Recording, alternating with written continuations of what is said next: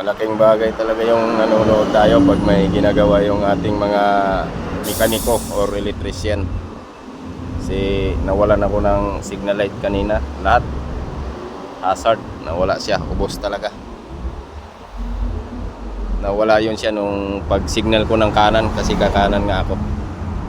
So ang ginagawa ng electrician yan, doon din yan maghanap sa kanan kasi doon siya pumutok eh. So una akong hinanap dito kasi ito signal light to eh, signal light hazard. So lahat ay nakita dyan. Dito sa mga linya wala. Dito natin nakita dito sa ano, malapit sa dito sa likuran. Ito siya oh. Itong wire na yan kanina dito yan nakaganyan. So nabalatan siya kasi bakal to eh, kumukuskus yan habang nananakbo.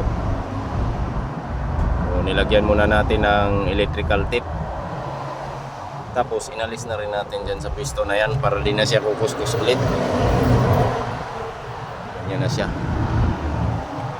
Saka namin nilagyan ng fuse. Ayun, may signal light na kami. Kunting kalaman, malaking tulong kasi mahirap yan pag napara ka ng LTO na di yan gumagana ay 5,000.